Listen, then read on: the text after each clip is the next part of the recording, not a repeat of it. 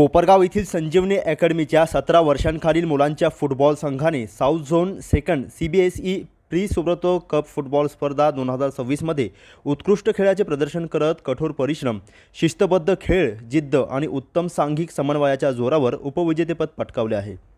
दक्षिण विभागातील केरळ, महाराष्ट्र, गोवा व कर्नाटक या राज्यातील बलाढ्य संघांनी या स्पर्धेत सहभाग घेतला होता। अशा प्रकारे संजीवनी अकॅडमीने क्रीडा क्षेत्रात ही आघाडी कायम ठेवली आहे।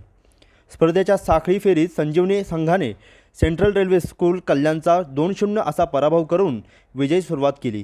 उपांत्यपूर्व फेरीत समता इंटरनॅशनल स्कूलचा 3-0 असा दणदणीत पराभव करून संजीवनीने उपांत्य फेरीत प्रवेश मिळवला। उपांत्य सामन्यात केरळच्या डॉन बॉस्को स्कूल विरुद्ध अत्यंत चुरशीचा सामना रंगला।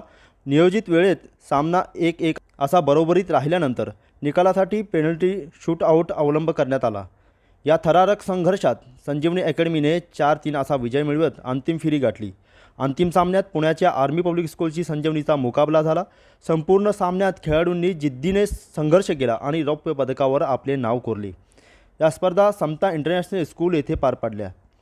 आर्यन गौतम सोनवणे, ईशान इम्रान सय्यद गोलरक्षक, विहान रोहित वाघ कर्णधार, सात्विक सुभाष अवताडे, नैतिक सरोज, गगनराजे सतीश जाधव, निर्भय रुपेश पारख, आरुष संदीप शिंदे, प्रत्युष दीपक जाधव, विश्वजित राजेंद्र मांजरे, श्रेयश लक्ष्मण भड आणि शौर्य वैभव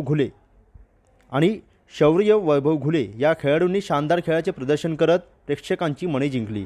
या यशाबद्दल संस्थेचे अध्यक्ष नितीनदादा कोल्हे, मॅनेजिंग ट्रस्टी अमित कोल्हे, व्यवस्थापकीय संचालिका doctor Manali Kolhe, director of audit सुंदरी सुब्रमण्यम, प्राचार्या सौ अनुश्रिता सिंह यांनी खेळाडू, क्रीडा विभाग प्रमुख विरूपक्ष रेड्डी, फुटबॉल प्रशिक्षक मोती कुमार यांचे अभिनंदन केले।